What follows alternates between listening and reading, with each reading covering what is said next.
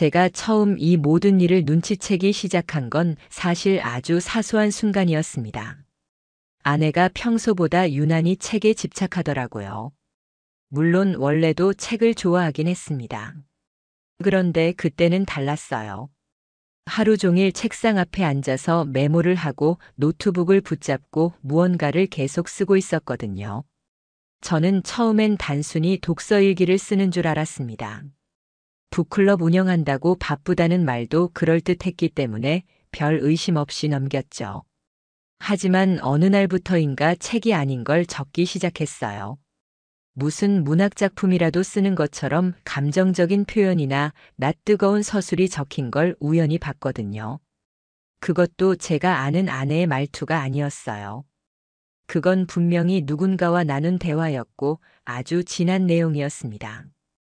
그날부터였어요. 제 머릿속에서 의심이라는 녀석이 스멀스멀 기어나오기 시작한 게, 아내는 북클럽에서 활동하는 멤버들과 자주 대면 모임도 가진다고 했습니다.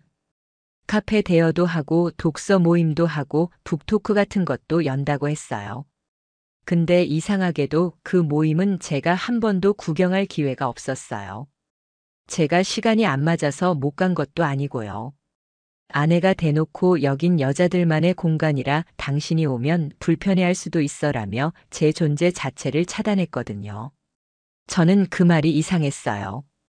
아무리 여성 중심의 모임이라지만 남편이 잠깐 얼굴 비추는 게 그렇게 큰 문제일까? 괜히 거기서 무언가 티가 나면 안 되는 상황이 있는 건 아닐까 싶더군요. 의심이 들면 전엔 보이지 않던 것들이 하나씩 보이기 시작하잖아요. 그 이후로 아내는 점점 변해갔습니다. 가장 먼저 달라진 건 화장입니다. 책만 본다던 사람이 왜 그렇게 립스틱 색을 바꾸고 파운데이션 톤을 매일 바꿔 바르는지 이해가 안 됐습니다. 머리카락도 매주 컬을 다르게 말고 손톱도 전보다 화려해졌고 향수도 기존엔 안 쓰던 브랜드로 바꿨습니다. 그 모든 변화가 이유 없이 시작된 게 아니었어요. 그건 누군가에게 보이기 위한 행동이 분명했습니다. 문제는 그 누군가가 제가 아니라는 거였죠. 결정적으로 저를 흔들리게 만든 건 어느 날 제가 우연히 본 카드 내역서였습니다. 아내는 프리랜서로 북클럽을 운영하는 정도라 고정 수입이 거의 없었거든요. 그런데 통장에 찍힌 건 이상하게도 꽤 큰 액수의 입금 내역이었습니다. 처음엔 북클럽 참가비나 그런 걸로 수익이 생긴 줄 알았습니다. 그런데 입금자가 문제였어요. 전혀 모르는 이름이었거든요. 이름부터 이상했어요. 회사명도 없이 그냥 개인 명의로 입금이 되어 있었습니다. 검색을 해봤죠. 그런데 그 이름, 제가 너무나 잘 알고 있는 사람이더군요. 최근에 출간되어 화제를 모은 신인 작가의 필명. 베스트셀러 작가였어요. 전국 서점 1위까지 찍은 책의 작가였다고요. 그런데 그 작가 이름으로 왜 제 아내 계좌에 돈이 들어오는 겁니까? 의심은 점점 더 커져갔고 저는 결국 참지 못하고 아내의 노트북을 열어봤습니다. 아내는 워드 프로그램에 비밀번호를 걸어놨지만 제가 모를 리가 없죠. 그 안엔 수십 개의 문서가 있었고 그중 몇 개는 아예 파일명부터 충격적이었습니다. 소설 초안, 작가님 메모, 인터뷰 예상 Q&A 같은 이름들이 있었거든요. 열어보니 소설 내용이 줄줄이 나왔는데 그 표현들이 어디서 많이 본 문장들이었습니다. 바로 그 유명한 신인 작가의 책이었어요. 그런데 그 책은 분명 그 작가가 쓴 걸로 알고 있었는데 문서 속 날짜는 출간 이전이었습니다. 즉, 제 아내가 그 원본을 가지고 있었다는 거죠. 심장이 철렁 내려앉는 느낌이 들었습니다. 처음엔 혹시 공동 작업자인가 했습니다. 하지만 그건 아니었어요. 문서 속엔 아내가 그 작가와 주고받은 메모들이 있었는데 내용을 보면 아내가 그에게 이번 소재는 내가 경험했던 남편 이야기야. 자극적인 요소로 넣어봐. 반응 좋을 거야 라고 써놨더라고요.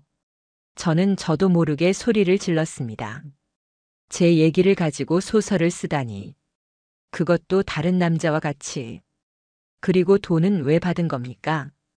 그 작가가 고마움의 표시로 준 겁니까? 아니면 그 이상이 있었던 걸까요? 다음 날 저는 회사에서 일하는 내내 멍했습니다. 아무 일도 손에 잡히지 않았고 머릿속에는 아내의 그 노트북 화면만 맴돌았습니다. 그 작가와 얼마나 자주 연락했는지, 어떤 관계였는지. 아내가 책 속 주인공을 만들 때 자기 경험을 참고했다고 했는데 그 경험은 대체 누구와 한 거였을까요? 저는 참지 못하고 퇴근하자마자 아내에게 물었습니다. 대놓고 묻진 않았어요. 그냥 돌려서 말했죠. 요즘 그 베스트셀러 작가 책 읽었어? 내용이 어쩐지 낯익더라라고. 그런데 아내의 반응이 너무 과했어요. 갑자기 얼굴이 굳어지고 말을 얼버무리기 시작했죠. 응? 그냥 많이들 읽어서 나도 읽어봤지라는 식으로. 저는 그 반응에서 확신을 했습니다. 이 사람 뭔가 감추고 있구나. 단순한 관계가 아니구나. 이건 단순한 작가와 북클럽 운영자의 관계가 아니라는 걸. 며칠 뒤 저는 아내 몰래 서점 행사를 추적하기 시작했습니다. 그 유명한 작가의 북사인회 일정이 우연히 저희 동네 대형 서점에서 열린다고 하더라고요. 평일 저녁이었지만 저는 그날을 위해 조퇴를 했습니다. 도저히 참을 수가 없었거든요. 그냥 진실을 눈으로 확인하고 싶었습니다. 그날 서점은 사람들로 붐볐습니다. 그 작가는 생각보다 훨씬 젊고 말끔하게 생긴 사람이었어요. 수트의 슬림한 분위기. 그런데 문제는 그 사람을 바라보는 아내의 눈빛이었습니다. 저는 군중 속에서 몰래 숨어서 지켜보고 있었는데 아내가 작가를 향해 웃으며 다가가는 모습이 딱 걸렸습니다. 절대 평범한 북클럽 운영자의 태도가 아니었습니다. 두 사람은 사람이 적은 코너로 이동하더니 귓속말을 주고받았습니다. 그 장면을 보자마자 저는 몸이 굳었습니다. 아니, 책 사인 받으러 온 사람이 저렇게 다정하게 귓속말을 한다고요. 더 황당한 건 작가가 아내 손을 잡더니 서점 뒤편 직원 전용 출입구로 같이 들어가는 장면이었습니다. 저는 그 순간 제 눈을 의심했어요. 이게 지금 무슨 상황인 거죠? 도저히 믿을 수가 없었습니다. 마치 영화 같았어요. 현실에서 이런 장면을 목격하게 될 줄은 몰랐죠. 저는 그날 서점에서 본 장면이 머릿속에서 떠나질 않았습니다. 평범한 북클럽 운영자와 작가의 관계가 아니었습니다. 귓속말을 하던 모습, 손을 잡고 사라지던 뒷모습, 그 모든 게 너무나도 친밀해 보였거든요. 저는 그날 이후로 단 하루도 편히 잠을 자지 못했습니다. 눈만 감으면 그 장면이 떠올랐습니다. 침대에 누워있는 아내가 웃으며 다른 남자의 귓가에 속삭이던 그 모습처럼요. 차라리 못 봤다면 나았을 겁니다. 하지만 이제는 되돌릴 수도 없었고 확인해야만 했습니다. 이게 단순한 감정의 교류인지 아니면 그 이상이 있는 관계인지 말이죠. 제가 먼저 한 일은 카드 결제 내역을 다시 정리해서 분석하는 일이었습니다. 아내는 따로 비밀 카드를 만든 적은 없었습니다. 다만 평소에는 사용하지 않던 온라인 결제 서비스들을 갑자기 쓰기 시작했더라고요. 페이앱 같은 익명성 높은 간편 결제들로 디지털 상품권, 문화 상품권을 사서 다시 그것들을 다른 계정으로 전송한 흔적이 남아 있었습니다. 이게 뭔가 싶어서 추적을 해봤더니 문화상품권으로 전환된 포인트가 다시 어떤 작가 이름으로 연결된 계좌로 들어가고 있었어요. 아내는 직거래로 뭔가를 보상하고 있었던 겁니다. 저는 그 사실을 알았을 때 심장이 떨리고 손에 힘이 안 들어갔습니다. 머리가 지끈거리고 이게 현실인지 아닌지 혼란스럽기만 했습니다. 더 충격적인 건 그 다음입니다. 그 유명 작가의 SNS를 뒤지다 보니 과거 게시글 중 아내가 좋아요를 눌렀던 흔적들을 찾을 수 있었습니다. 그런데 그 좋아요들이 전부 아주 오래된 게시글이었어요. 무슨 의미냐면 아내가 그 사람의 계정을 처음부터 끝까지 정독했다는 뜻이었습니다. 팬심이라고 보기에는 지나칠 정도였고 집착에 가까운 흔적들이었습니다. 심지어 그 작가의 옛날 사진에도 아내가 댓글을 남겼던 기록이 있었는데 그 표현이 이상했어요. 그날 카페에서 나눴던 대화 아직도 생각나요? 이런 식이었거든요. 과거부터 만나왔던 관계였습니다. 단순한 팬이 아니었습니다. 전 더 이상 혼자서 끙끙 앓고 있을 수가 없었습니다. 그래서 저는 지인 중에 보안 쪽 일하는 친구에게 연락해서 아내의 노트북에 리모트 프로그램을 설치해달라고 부탁했습니다. 흔히 말하는 원격 감시 시스템이었죠. 아내가 외출했을 때 몰래 설치했고 그 이후로는 제가 직장에서도 아내의 노트북 화면을 실시간으로 볼 수 있었습니다. 처음엔 망설여졌습니다. 이게 과한 행동일 수도 있다는 생각이 들었죠. 하지만 그 생각은 오래 가지 않았습니다. 처음 확인한 날부터 모든 게 바뀌었어요. 아내는 낮에는 책을 정리하거나 북클럽 회원들과 메신저를 주고받는 척하면서 특정 시간대가 되면 별도의 메신저 프로그램을 실행하더군요. 일반 채팅 앱이 아니라 보안이 철저한 해외 서버 기반 메신저였습니다. 메시지들이 자동으로 삭제되도록 설정돼 있었지만 저는 실시간 화면을 보고 있었기 때문에 저장 버튼을 눌러가며 기록을 남겼습니다.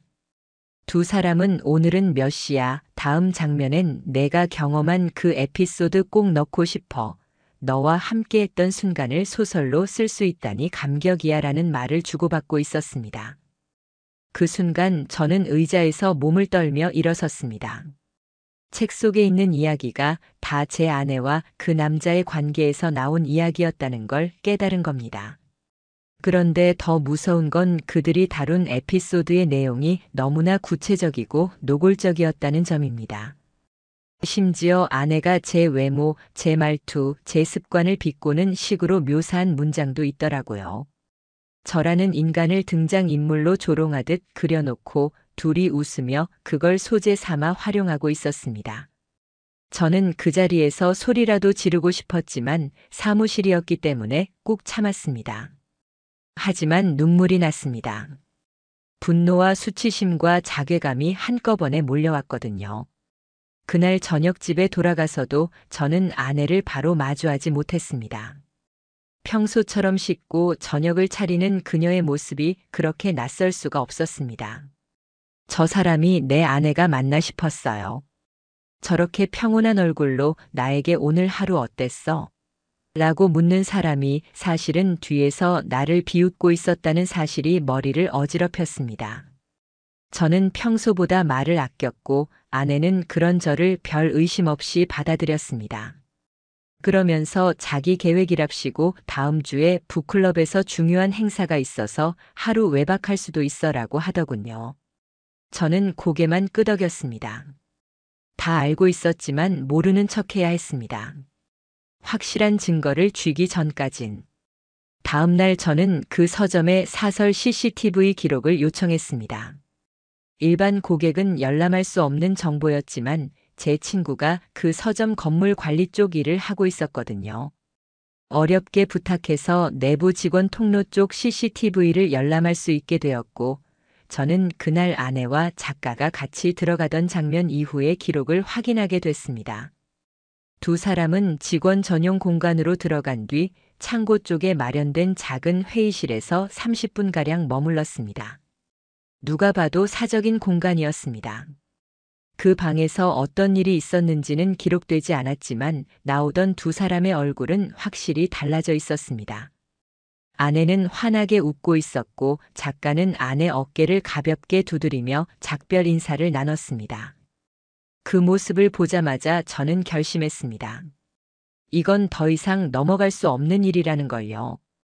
하지만 감정적으로 폭발하기엔 아직 때가 아니었습니다. 저는 이걸 마무리까지 철저하게 끝을 보고 싶었습니다.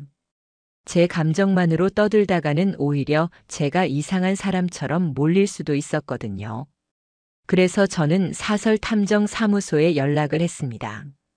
인터넷으로 수많은 후기를 보고 실제로 불륜 전문 조사로 유명한 곳을 선택했습니다.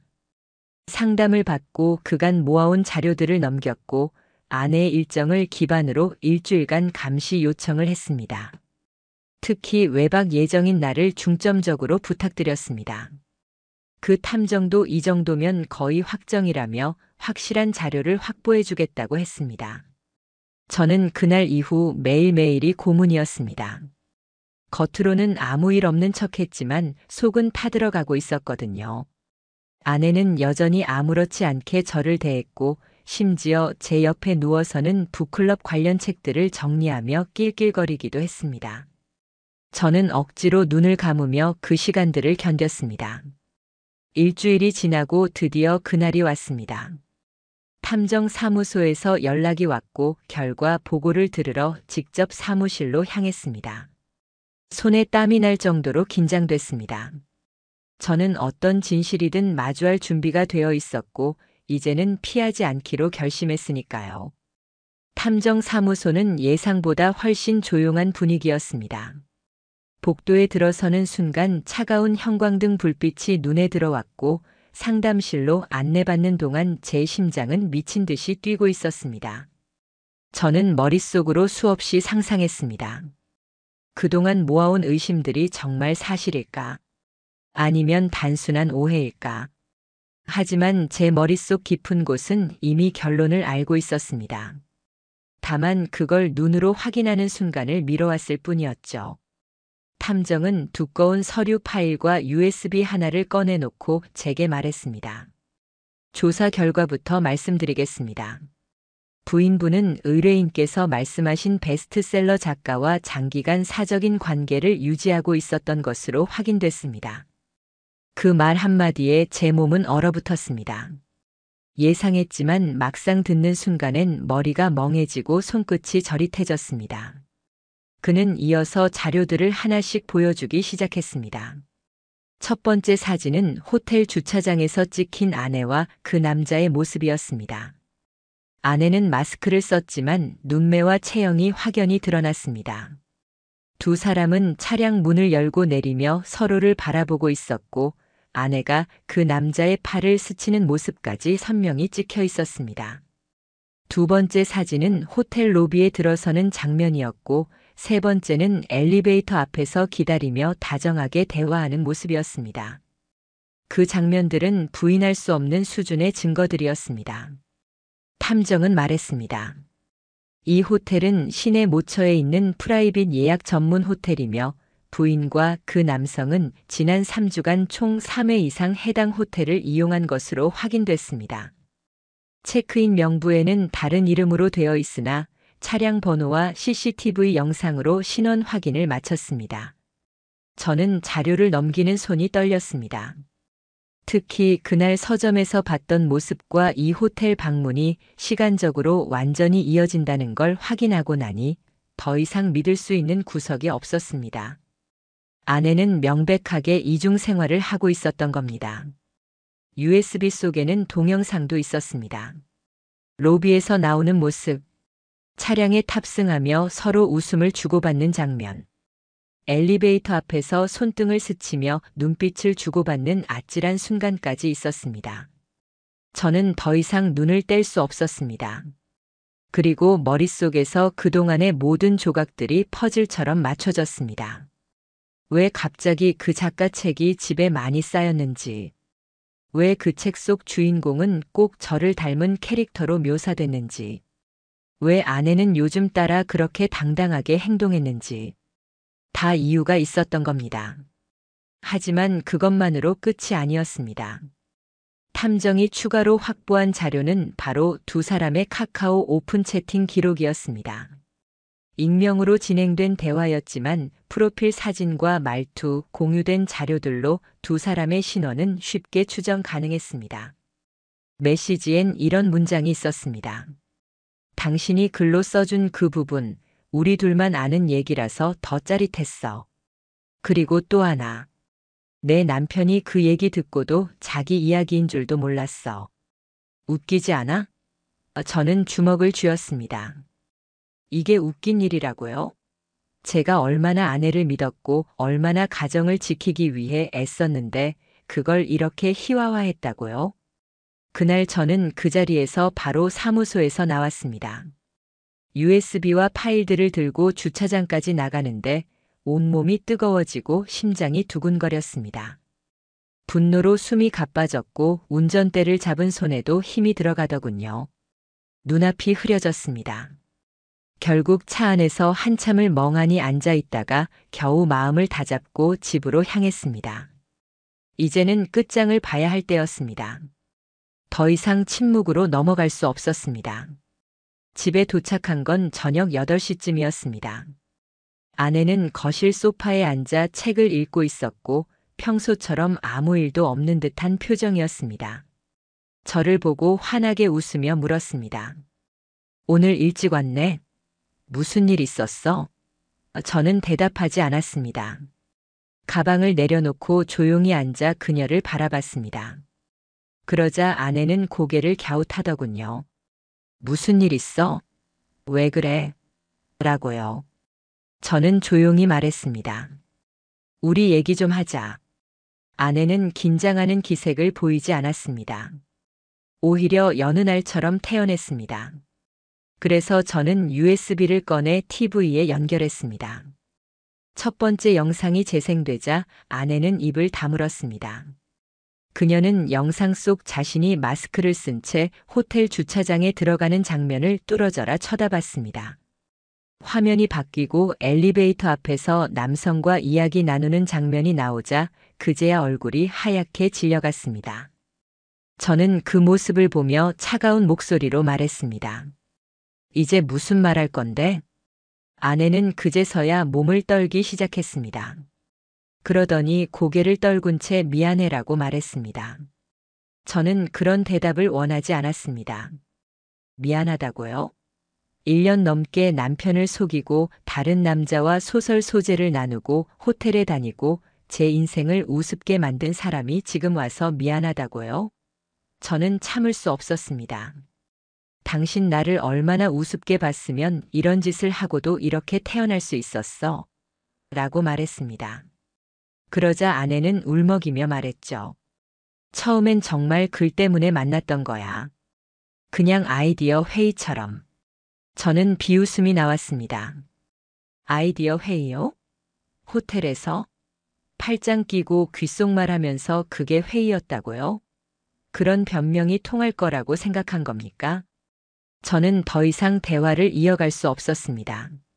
제가 이토록 처참하게 무너지는 모습을 아내에게 보이기 싫었습니다. 저는 그 자리에서 집을 나와 친구 집으로 향했습니다. 짐도 안 챙기고 그냥 몸만 빠져나왔습니다. 아내는 계속 울면서 따라오려고 했지만 저는 단호하게 말했습니다. 나한테 말하지 마. 이제 당신 입에서 무슨 말이 나와도 들을 생각 없어. 그날 밤 친구 집 거실에서 저는 잠도 자지 못하고 누워 있었습니다. 머릿속엔 수없이 많은 장면들이 교차했죠. 결혼식 날, 신혼여행, 처음으로 아내가 울면서 제게 고맙다고 했던 날. 그리고 지금. 저는 그 모든 추억이 진흙탕 속에 빠진 것 같은 기분이었습니다. 도대체 뭐가 잘못된 걸까? 언제부터 아내는 저 사람과 함께였던 걸까? 그 사람은 진심이었을까? 아니면 그저 그를 위한 도구였을까? 그리고 나는 무엇이었을까? 사랑이었을까? 아니면 그냥 그녀에게 소재였던 걸까? 친구 집에 머물면서 저는 혼자만의 시간을 가지려 애썼습니다. 하지만 머릿속은 전쟁터였습니다. 감정은 들끓고 생각은 어지러웠고 모든 게 복잡하게 얽혀 있었습니다. 이대로 끝낼 순 없다는 생각이 들었습니다. 그냥 도망치듯 빠져나와 침묵으로 마무리하면 저는 평생 후회할 것 같았거든요. 저는 반드시 이 상황을 끝까지 마주보고 정리하고 싶었습니다. 그래서 결국 변호사를 찾아갔습니다. 사전에 자료를 다 정리해 USB와 함께 가져갔고 정리된 사실관계를 설명하자 변호사는 잠시 말없이 제 얘기를 들은 뒤 차분하게 말했습니다.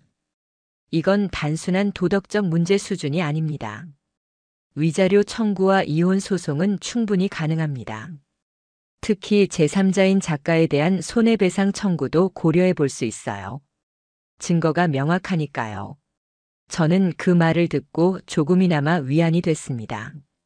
내가 느낀 분노가 과하지 않았고 내가 겪은 모욕이 말도 안 되는 게 아니었다는 확신이 들었거든요. 저는 이혼 소송과 함께 상간자 위자료 청구 소송도 준비하기로 했습니다.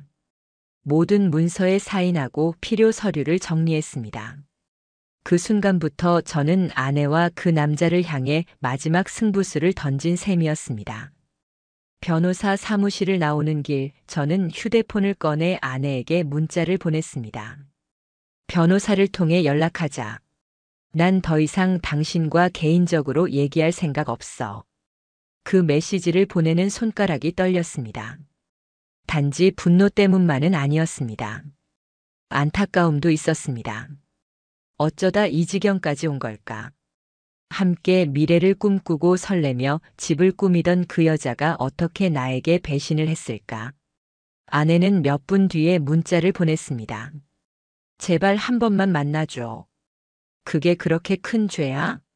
저는 그 문장을 보는 순간 또 한 번 터질 뻔했습니다. 그게 그렇게 큰 죄냐고.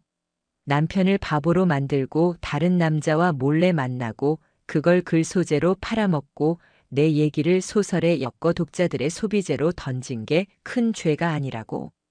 저는 그대로 답장을 하지 않았고 변호사에게 문자를 전달했습니다. 그날 저녁 작가 쪽에도 상간자 소송 관련 내용 증명이 발송됐다는 연락이 왔습니다. 몇 시간이 지나지 않아 낯선 번호로 전화가 걸려왔습니다. 저는 당연히 받지 않았고 곧장 문자로 왔습니다. 김도현 씨. 저 장서준입니다. 혹시 짧게라도 통화 가능하실까요? 변호사 말고 직접 사과드리고 싶습니다. 저는 그 문자에 아무 말도 하지 않았습니다. 그 사람의 사과가 지금 와서 무슨 의미가 있겠습니까? 이미 저를 바닥까지 끌어내린 장본인이고 뒤에서 함께 웃으며 저를 소비재처럼 다뤘던 사람인데요. 며칠 뒤 회사에서도 분위기가 심상치 않았습니다. 회사 동료 중 한 명이 저를 따로 불렀고 조심스럽게 말했습니다. 내 아내 혹시 요즘 무슨 일 있어? 저는 순간 가슴이 철렁 내려앉았습니다. 설마 소문이 퍼진 건가? 그런데 동료는 이어서 말했습니다. 지인이 출판사 쪽에 있는데 유명한 작가랑 북클럽 운영자가 개인적 관계로 엮였다는 얘기가 돈대. 근데 그 북클럽 운영자 이름이 내 아내랑 같더라. 그 순간 저는 숨이 멎는 줄 알았습니다. 이미 업계 쪽에서는 이 일이 수면 위로 떠오르고 있었던 겁니다. 아내의 이름, 작가의 이름 모두 거론되고 있었고 문제는 더 이상 개인적인 일이 아니게 되어가고 있었습니다. 그날 밤 아내가 저에게 전화를 걸어왔습니다. 저는 받지 않았지만 음성 메시지가 남겨져 있었습니다. 북클럽 회원들도 다 등을 돌렸고 출판사랑도 계약 해지됐어. 제발 한 번만 만나서 얘기하자. 나 정말 후회해. 저는 메시지를 듣고 한참 동안 말이 나오지 않았습니다. 후회한다고요? 후회는 죄의 결과를 감당한 다음에나 할 수 있는 말입니다. 저는 그 후로도 일절 연락을 받지 않았습니다. 오직 변호사 경로를 통해서만 서류를 주고받았고 아내는 결국 변호사를 통해 제게 재산 분할 위자료 협상안을 제시해 왔습니다. 그 안엔 상간남인 작가 쪽의 사과서도 포함돼 있었고 위자료는 3천만 원 수준이었습니다. 그제야 조금 마음이 정리됐습니다. 돈으로 해결되진 않겠지만 적어도 이 사람들에게 경고는 된 것 같았습니다. 하지만 저는 거기서 멈추지 않았습니다. 끝까지 법적 절차를 밟기로 했습니다. 합의가 아닌 정식 소송으로 갔고 변호사는 증거가 확실하니 재판에서도 유리하다고 했습니다. 실제로 재판 초반부터 분위기는 제 쪽으로 흘렀습니다. 아내와 작가는 명백한 증거들 앞에 할 말이 없었고 결국 둘 다 자신들의 과오를 인정했습니다. 그 장면을 보며 저는 이상하게도 눈물이 나지 않았습니다. 오히려 허탈했습니다. 이제 이 사람들과의 모든 감정이 바닥나버린 느낌이었습니다. 재판이 길어지는 동안 저는 집 근처 작은 오피스텔을 구해 혼자 살기 시작했습니다. 처음엔 쓸쓸했지만 시간이 지나면서 오히려 마음이 편해졌습니다. 아무도 제 등을 속이지 않고 아무도 거짓된 표정으로 제 옆에 앉아 있지 않다는 사실만으로도 숨이 편해졌거든요. 친구들과도 예전보다 자주 만났고 등산이나 조깅 같은 취미도 생겼습니다. 그렇게 점차 일상으로 돌아오기 시작했습니다. 회사에서도 저를 응원해주는 동료들이 있었고 상사도 제 사정을 이해해주며 배려해줬습니다. 덕분에 업무에 더 집중할 수 있었고 성과도 자연스럽게 따라왔습니다. 아내와 작가는 결국 법원 판결로 위자료와 재산 분할을 마쳤고 두 사람의 관계는 그 뒤로도 이어졌는지는 알 수 없었습니다. 하지만 주변에서 들리는 말로는 작가의 이미지가 크게 훼손되어 다음 책 출간이 무산됐고 출판계에서도 손절당했다는 소문이 들려왔습니다.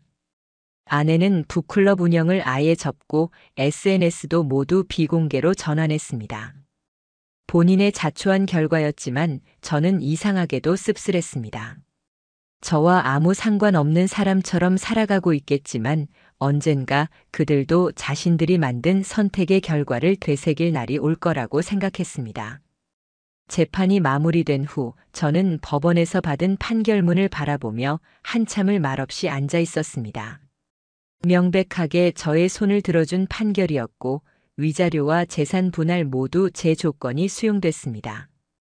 이제 더는 이 문제로 시간을 쏟지 않아도 되겠구나 하는 안도감과 함께 끝났다는 사실이 믿기지 않아 허무하기까지 했습니다. 사람 마음이 참 간사하죠. 그렇게 분노하고 울고 흔들릴 때는 하루라도 빨리 끝나길 바랐는데 막상 끝나니 이젠 이 빈 자리를 무엇으로 채워야 할지 막막하더군요. 하지만 저는 무너질 수 없었습니다. 제 인생이 거기서 끝날 수는 없었기 때문입니다. 저는 이혼을 법적으로 확정지은 다음 날 바로 정리이사를 불렀습니다. 남아있는 짐은 모두 처리하고 새로 구한 아파트로 완전히 이사했습니다. 새 집은 작지만 깔끔했고 무엇보다 제가 직접 고른 구조와 색감이라 그런지 오랜만에 마음이 편안해졌습니다. 제가 좋아하는 커튼색, 제가 고른 가구 배치, 책장은 다시 빈 공간으로 돌아왔지만 그게 오히려 더 좋았습니다. 더는 누군가가 그 책들 사이에 비밀을 숨기지 않을 테니까요. 처음엔 고요한 아침이 어색했습니다.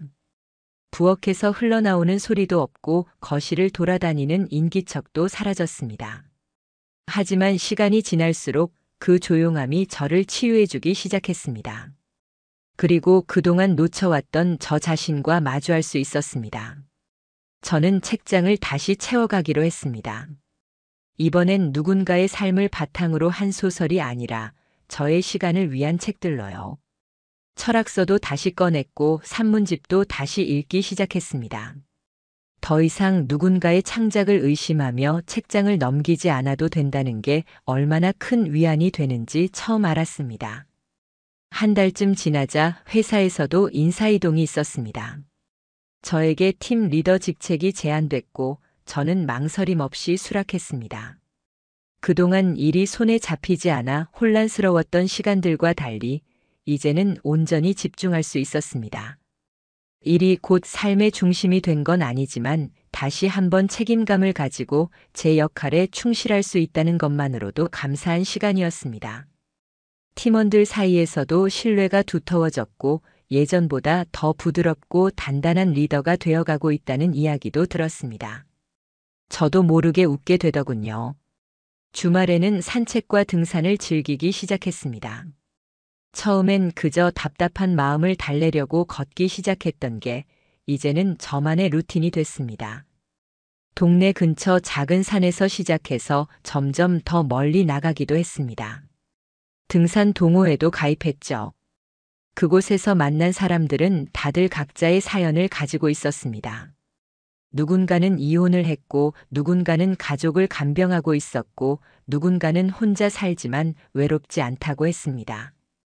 그 사람들과 이야기를 나누다 보니 저도 제 이야기를 꺼내게 됐습니다. 다 말하진 않았지만 묘하게 서로가 서로를 이해하는 분위기였습니다. 그러던 중 한 명의 회원과 유난히 대화가 자주 오갔습니다. 저보다 한두 살 어린 분이었고 조용하지만 단단한 인상을 가진 사람이었습니다. 그분도 오래전 힘든 이혼을 겪었고 지금은 자기만의 삶을 살아가는 중이었습니다.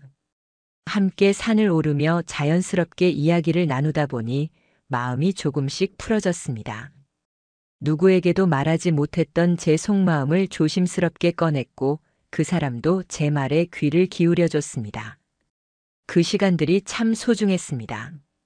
어떤 감정으로 발전하겠다는 욕심보다 그냥 누군가와 말이 통하고 마음이 전해진다는 사실이 너무 따뜻하게 느껴졌습니다. 그 무렵 우연히 출판업계에 있는 지인을 통해 들은 말이 있었습니다. 아내와 작가는 각각 다른 방향으로 활동을 접고 사실상 업계를 떠났다는 소식이었습니다. 아내는 모든 온라인 활동을 멈췄고 작가는 해외에 머무르며 새로운 방향을 찾고 있다는 말이 돌았습니다. 그 이야기를 듣고도 저는 아무런 감정이 들지 않았습니다. 놀랍게도 아무것도요. 분노도 통쾌함도 연민도 없이 그냥 무덤덤했습니다. 그건 아마도 제가 이제 그 사람들에게 감정의 끈을 모두 끊어냈기 때문이겠죠. 그들의 결과가 어찌 되었든 이제는 제 인생과 상관없는 일이었습니다. 다시 돌아보면 그 사람을 믿었던 제가 한없이 어리석어 보일 때도 있습니다. 하지만 동시에 그 어리석은 시간들이 지금의 저를 단단하게 만들었다는 생각도 듭니다. 아무도 믿지 못할 만큼 상처를 받았지만 그래도 저는 다시 사람을 만나고 이야기를 나누고 웃을 수 있는 사람이 되어가고 있습니다. 언젠가 다시 사랑을 하게 될지는 모르겠습니다. 하지만 분명한 건 이제 어떤 관계에서든 저 자신을 잃지 않을 거라는 겁니다. 가끔 혼자 와인을 따서 조용한 음악을 틀어두고 거실에 앉아 있으면 그 옛날 북클럽 얘기를 하며 웃던 아내의 목소리가 스쳐 지나갈 때도 있습니다. 그럴 땐 고개를 끄덕이며 이렇게 중얼거립니다. 그래도 잘 지나왔다. 정말 잘 버텼다. 그렇게 저는 또 하루를 살아갑니다. 더 단단하게, 더 담담하게, 그리고 무엇보다 나 자신을 지키며